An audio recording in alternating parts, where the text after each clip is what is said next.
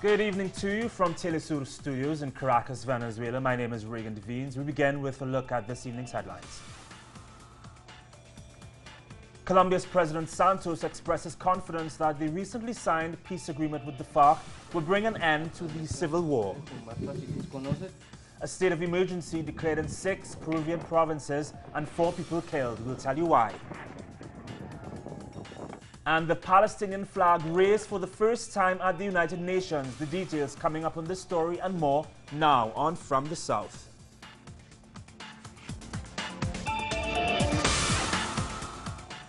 Thank you for being here with us. Colombia's President Juan Manuel Santos is confident that the recently signed peace accord with the FARC will succeed in ending the conflict.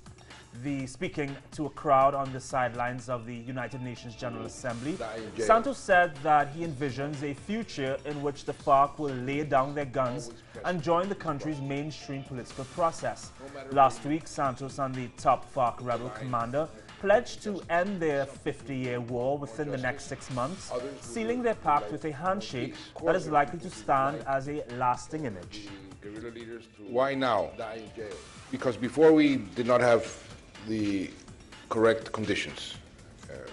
There were some conditions that were necessary to have a viable and successful peace process with the FARC. Conditions like the military correlation of forces. They have to be in favor of the state. They weren't before. You need to have support of the international community. We have it now. We did not have it before.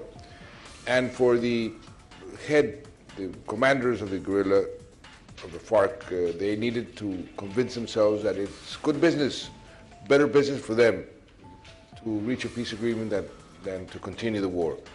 And I think these 3 conditions were present, and that's why I took the opportunity and started the process, which has been a difficult process. Making war for a leader is much easier than making peace.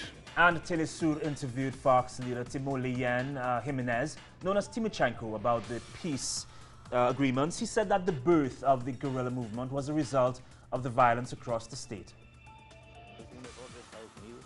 What the U.S. did in 1948 was a mistake. What happened, the OAS meeting, the killing of Gaitán. In the specific case of Colombia, they imposed a security doctrine, and that doctrine is still in all the instruments of power. And this is what generates violence, and the guerrilla is the answer to that violence.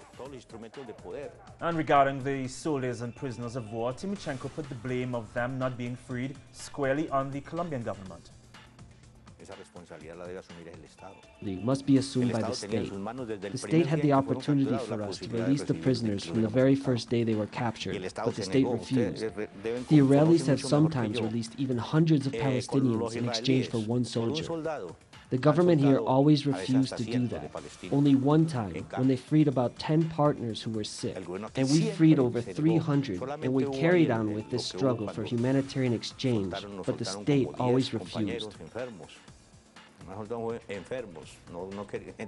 Staying in Colombia, local and regional elections will take place on October 25th, and leftist parties and alternative political movements continue to denounce the intimidations from local gangs and armed actors.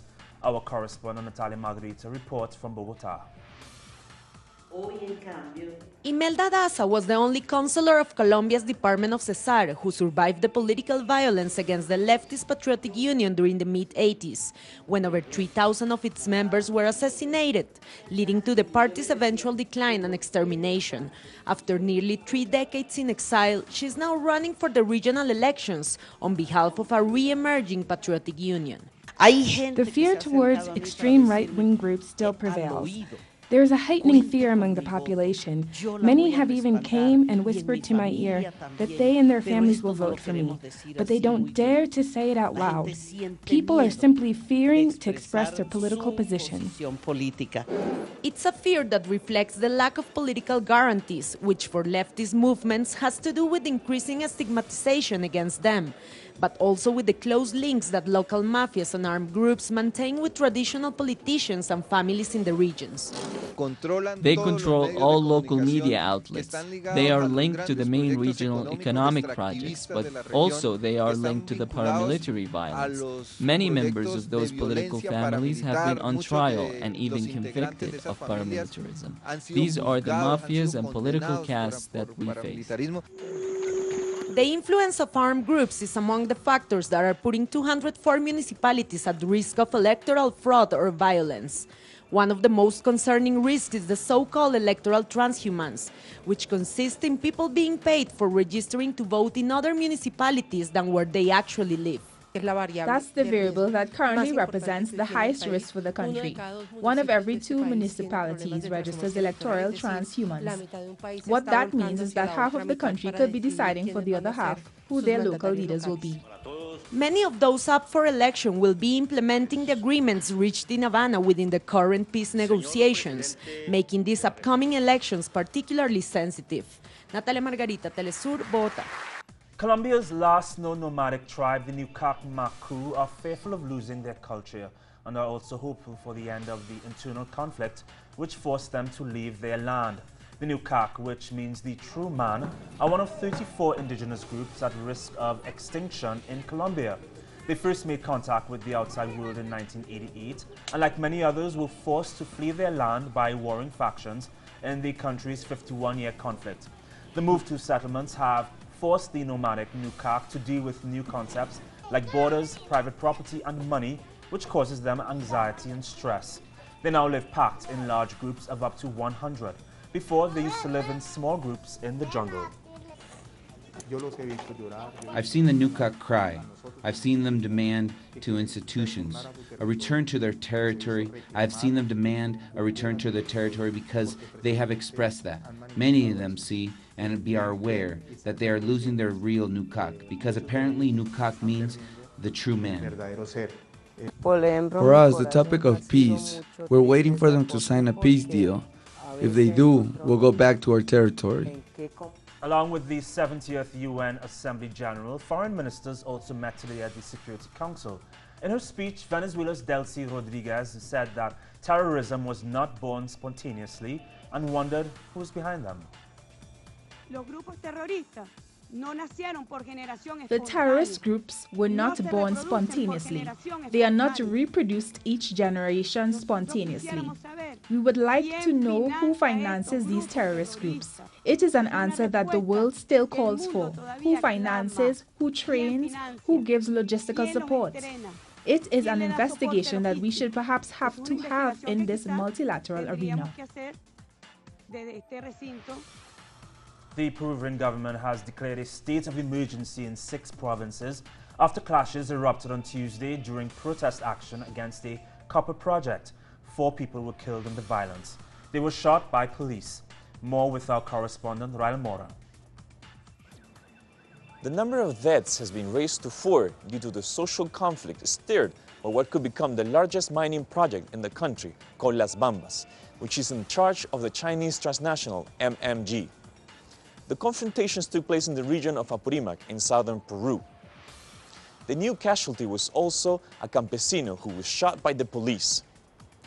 Protests have continued despite the state of emergency called by President Ollanta Humala on Tuesday morning. Also, yesterday, 2 vehicles from companies performing work for MMG were set on fire. Unlike in other parts of Peru, where demonstrators demand here, it's not the end of the project, but that the company and the government negotiate the changes made to the original plan approved. At the moment, protesters continue to block one of the main highways in the area, and they're preparing to hold funeral ceremonies for those who were killed. Rael Mora, Telesur, Peru. Also in Peru, a joint operation has ended with the arrest of 10 drug trafficking suspects. They were detained while en route to the Junín region. A reserve of weapons that included an M16 and 3 grenades was also seized. Argentina launched its second telecommunications satellite from French Guiana called ARSAT-2.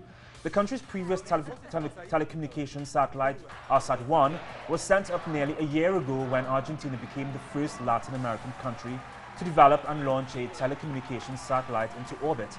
The Argentine state-owned satellite company, ARSAT, said it hopes that this will be the start of a Latin American satellite industry. The National Resistance Front in Honduras has announced a national strike for Thursday to pressure the government to stop the political persecution against the opposition and to stop the aggressive privatizing measures. More with Geraldo Torres from Tegucigalpa. For next October 1st, the Honduran National Resistance Front, in coordination with the Libre Party, has announced a national strike with demonstrations and protests in the country's principal cities and roads. For security measures, the popular movement has kept actions secret in each department, but we have estimated that at least 30 actions nationwide, which means 2 actions per department and blockages on the roads. We already denounced this, but we will keep the places to ourselves and not give more information to the police of where and how these actions will take place. This week, President Juan Hernandez is in the United States meeting with the United Nations and the Organization of American States. He will try to get the support for a dialogue that many assure that only includes the group close to the government and not the majority of the Hondurans who are currently part of the opposition. They don't want to hear the campesino movement. They don't want to hear the teachers, nor the people affected by the mining corporations, the rivers concessions, etc. This is why we have decided, as a resistant front, as a party, to call for this first national strike on October 1st. The actions nationwide will probably lead to confrontations with the police, but the members of the opposition seem willing to increase the pressure and to strengthen their postures against the current political and economic government policies. Gerardo Torres, Telesur, Central America. The Progressive Latin American Encounter, ALAP, ends today in Quito. Now, during the last 3 days, attendees have discussed the challenges that left leaders face in the region, as well as ways that they could unite to overcome those challenges. Our very own Liz Schiffis is there right now in Quito. Hi Liz, how are you doing? We understand that WikiLeaks founder Julian Assange also spoke today via satellite hookup from the Ecuadorian embassy in London, where he's been for years. What was his message? Hello again. Well, this was a very well-attended international event. President Rafael Correa just closed this year's ALAP conference, and this year's ALAP conference marks 5 years since the failed coup attempt against his government, when a police rebellion turned violent over what they perceived to be a loss of benefits, and President Correa was held in the National Police Hospital in Quito. President Correa paid homage to those who were injured and killed on this day in his closing speech, and denounced the destabilization attempts which continue to be seen today against his government and across the region. Some other speakers, some highlight speakers of this event were Vice President of Bolivia, Alvaro Garcia Linera, who spoke to the importance of unity among the revolutionary progressive governments of the region. He told the press that many right-wing tactics, which we see today, are repeated throughout the region. And similar issues, like the re-election of leaders, is often utilized in an attempt to gain popular support through misinformation campaigns. Also here was President of the Mothers of the Plaza de Mayo movement, Estela de Carlotto, who spoke of the importance of historical retribution and memory in the current political climate Latin America is living today. Also here were Piedad Cordova and Ivan Cepeda, who talked about the process of peace for Colombia and its internal struggle with the FARC. And the Cuban side were present at this last conference. They were released last year from being in U.S. prison since 1998 for infiltrating violent right-wing exile groups in Miami in an attempt to prevent further attacks against Cuba. And they were convicted on espionage charges in the United States. They share their experiences and express gratitude for the international solidarity which has been shown for their case, and also spoke about their optimism for renewed U.S.-Cuban relations. Definitely some promising things coming out of that conference. I know you spent the day there covering that event. Thank you so much for the update. We'll chat sometime in the future. Get some rest, Liz. Thanks so much. Russia has launched its airstrikes against ISIS in Syria. We have those details and more next.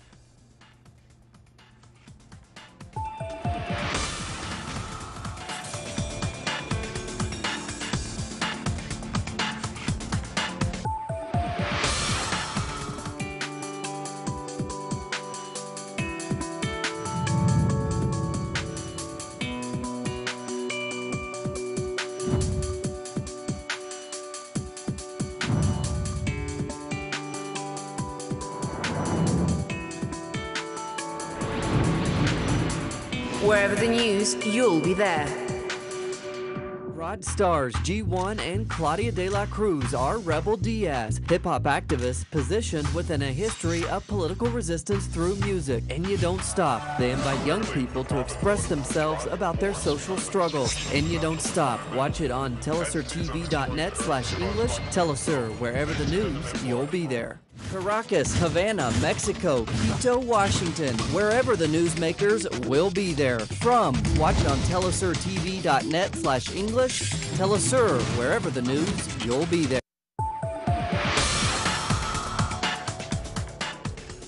Thanks for sticking with us. Welcome back. Palestine can no longer be bound to the Oslo Accords agreed with Israel, and it will go back to being a state under occupation. That's what its President Mahmoud Abbas said at the UN General Assembly. Abbas added that his country deserves full membership and recognition as a state at the UN. He thanked the European countries that recognized Palestine this year and appealed to those that have not yet recognized it to do so. Abbas explained that Palestinians' patience has come to an end and they can no longer live under an acceptable status quo. Here we declare that as long as Israel refuses to commit to the agreements signed with us, which render us an authority without real powers, and as long as Israel refuses to cease settlement activities and to release the fourth group of Palestinian prisoners in accordance with our agreements, Israel leave us no choice but to insist that we will not remain the only ones committed to the implementation of these agreements while Israel continuously violates them. We therefore declare that we cannot continue to be bound by these agreements and that Israel must assume fully all of its responsibilities as an occupying power because the status quo cannot continue and the decisions of the Palestinian Central Council last March are specific and binding. As long as Israel is not committed to the signed agreements and undermine all agreements, we, for our part, are not committed to these agreements, and Israel must bear full responsibility of this situation. After his speech, the Palestinian president headed to a ceremony in the Rose Garden where the Palestinian flag was raised for the first time at the UN headquarters, a move that was criticized by Israel. The General Assembly voted on September 10th to allow the Vatican and Palestinian flags to be raised despite the negative votes of Israel and the United States, among 6 others. The symbolism of raising your flag at the United Nations reflects the commitment of the Palestinian Authority to pursue the long-held dream of the Palestinian people for their own state. It also symbolizes the long-standing commitment of the United Nations to support Palestinian aspirations. We can be under no illusion that this ceremony represents the end goal. Achieving Palestinian statehood requires decisive action to advance national unity. The first step is ensuring that the West Bank and Gaza are integrated under a single authority. Now is the time to support initiatives which will preserve the two-state solution and create the conditions for a return to meaningful negotiations on the basis of an agreed framework. And for more from Palestine on the raising of the flag, we turn now to Noor Harazim. The Palestinian flag is now rising at the UN headquarters. At the same time, the Palestinian President Mahmoud Abbas finished his speech. The Palestinian people here are happy and excited about the outcome of the Palestinian speech at the UN today, especially that the Palestinian president threatened that the Palestinian people and the Palestinian Authority will not be following any peace agreements as long as Israel is not following these peace agreements, and they are violating these agreements on a daily basis. Russian military jets have begun carrying out their airstrikes in Syria. Reports indicate that the strikes have hit rebel-controlled areas of Homs and Hama, which have caused casualties. According to Russian defense officials, about 20 missions were carried out that targeted the Islamic State. But U.S. officials said that so far Russia did not appear to be targeting ISIS-held territory. Russia said that its airstrikes will be in line with international law and that the Syrian government supports the action. As you know very well, certain countries are already carrying out missile attacks and are bombing in Syria, Iraq, and in future similar actions may be carried out in other states in the Middle East. The United States were the first. France recently joined in with similar actions. Australia and a series of other countries are saying they will do the same. And the United States does not oppose Russian airstrikes in Syria if they target the Islamic State group, but insists that Bashar al-Assad must step down as Syria's president. The United States supports any genuine effort to fight ISIL and al-Qaeda-affiliated groups, especially al-Nusra. If Russia's recent actions and those now ongoing reflect a genuine commitment to defeat that organization, then we are prepared to welcome those efforts and to find a way to deconflict our operations and thereby multiply the military pressure on ISIL and affiliated groups. The battle between security troops and the Taliban continues in Afghanistan. NATO said it sent its special forces to join Afghan troops in the city of Kunduz in an effort to push back Taliban insurgents who have seized the city. At present, only the airport is under the control of the government. More than 1,000 Afghan soldiers and hundreds of government employees are believed to be holed up in the airport. The United States also conducted several airstrikes around the airport in order to protect the coalition troops. Reports have also come in that the Taliban are moving from door to door and taking young boys as recruits. It is also believed that they have weapons to last for months. Afghan lawyers have called on President Ashraf Ghani to resign. This is due to his government's handling of the battle for Kunduz, which fell into the hands of Taliban insurgents. During a session, parliamentarians demanded a gathering of elders to begin the process of impeachment as the people of the city suffered during the Taliban's audacious attack. We don't want to hear lies anymore. The government keeps telling us that we are sending troops, but it's almost 72 hours that the people inside the city have been suffering from a lack of food, water, and electricity. Children and women are dying inside the city because of hunger. The United States Senate has passed legislation to keep the federal government operating. This occurred just hours before agency funding would run out before the start of the new fiscal year on October 1st. The new step is for the measure to go to the U.S. House of Representatives for President Obama to sign it into law. This bill will allow Obama and congressional negotiators more time to work out a budget for the rest of the fiscal year that ends on September 30th, 2016. And now a brief look at other stories making news across the globe. At least 7 people were killed when a series of package bombs exploded in the city of Luzhou, China. Parcel bombs were sent to 13 locations, including government buildings, a hospital and a bus station. Authorities have launched an investigation and have identified a 33-year-old suspect. 16 Turkish workers who were abducted on September 2nd by armed militants in Iraq were released to the Turkish ambassador. According to Turkey's Prime Minister, the men were all in good health. Their release came after the United Nations backed a deal to extricate Syrian villagers under siege from rebels supported by Turkey. As many as 10,000 South Africans across political, social, religious and racial divide took to the streets of the capital Pretoria to protest government corruption. The mass movement comes ahead of the 2016 local elections. Among the protesters' demands were that President Jacob Zuma pay back over $22 million he spent on his country home. We are together here today to reclaim South Africa from those who are stealing on a daily basis from the poor and the working class. Bulgaria will extradite a 32-year-old man they arrested to Austria in connection with the death of 71 refugees who were found in an abandoned truck on an Austrian motorway. Authorities suspect he was one of the drivers of the truck. However, he denies any wrongdoing. He has been charged with being part of an organized crime group. Now to a bit of sports. The Palestinian Football Association has rejected a decision from FIFA the sports governing body decided to move Palestine's World Cup qualifying match against Saudi Arabia to a neutral site. FIFA made the decision after the Saudi team said that they would refuse to travel to Ramallah for the match on October 13th. But according to a Palestinian Football Association spokesperson, the decision was unfair to the Palestinian team. The association has sent a message to FIFA's head, Sepp Blatter, and plan on following up on that letter.